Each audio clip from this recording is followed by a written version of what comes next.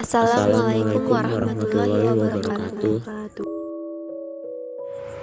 Kami dari kelompok 7 kelas 11 IPS 3 akan mempresentasikan tentang integrasi dan reintegrasi sosial sebagai upaya pemecahan masalah, konflik, dan kekerasan.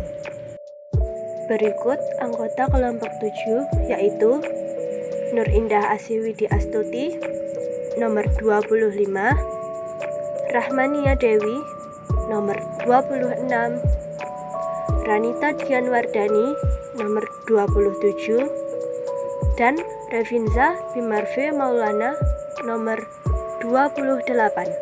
Berikut peta konsep integrasi dan reintegrasi sosial yang terdiri dari 1. Konflik bersifat kekerasan dan dampaknya terhadap disintegrasi sosial.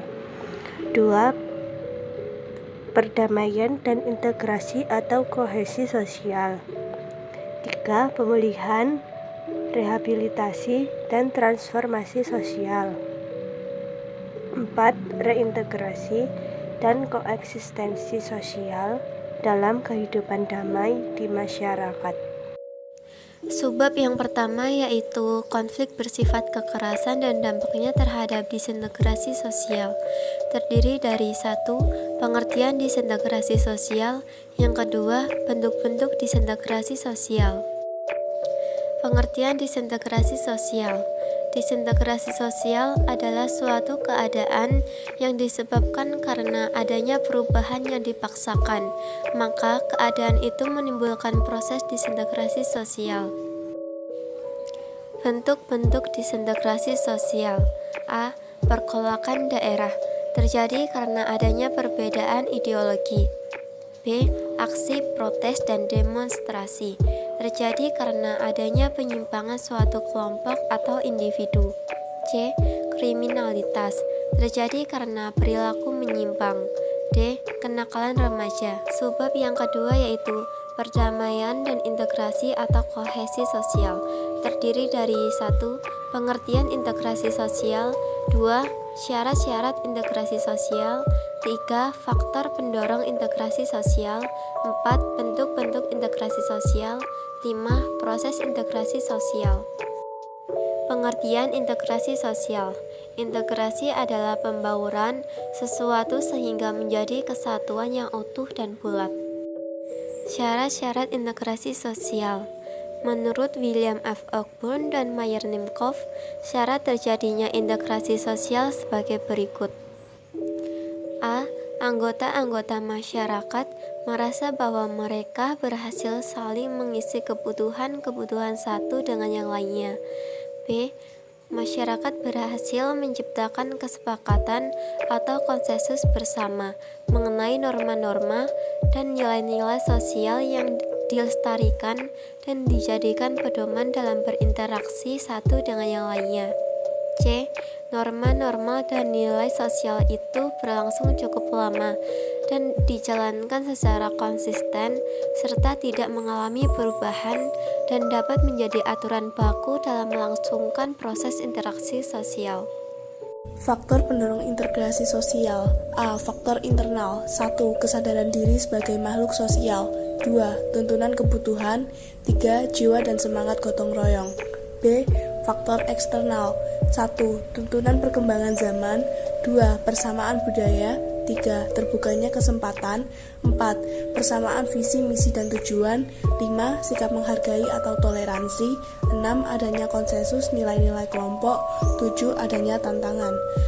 C. Faktor penghambat.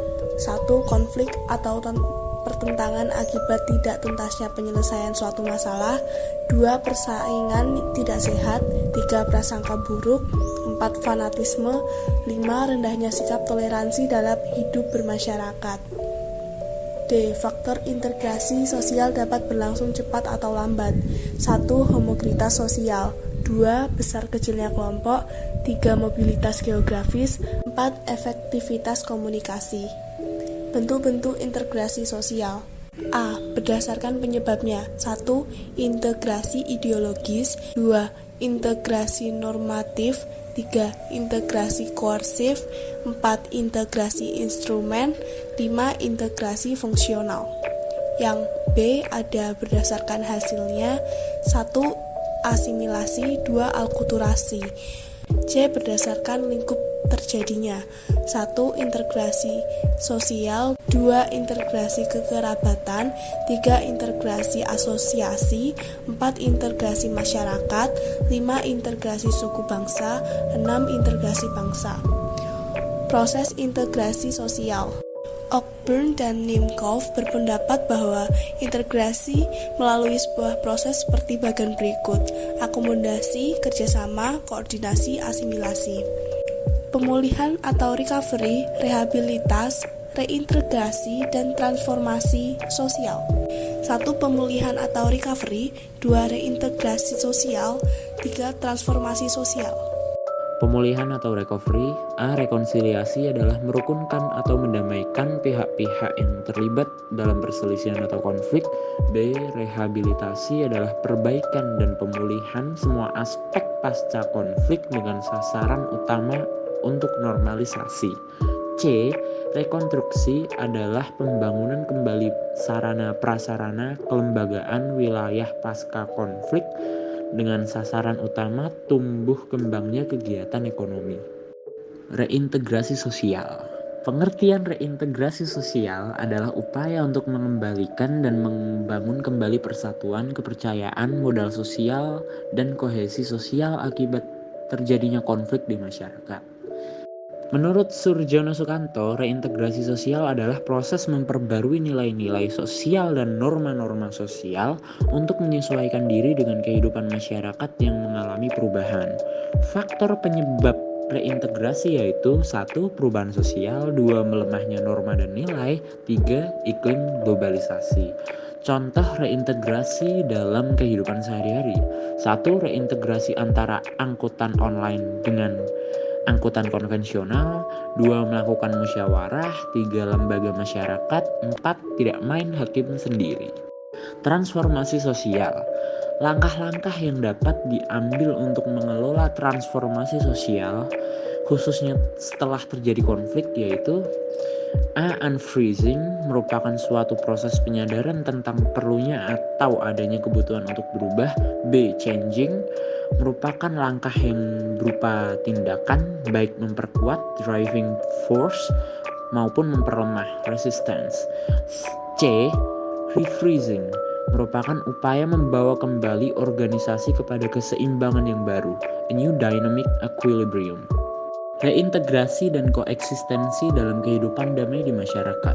Tujuan utama reintegrasi setelah terjadinya konflik adalah membangun keharmonisan, hidup berdampingan, koeksistensi dengan penuh perdamaian dan toleransi.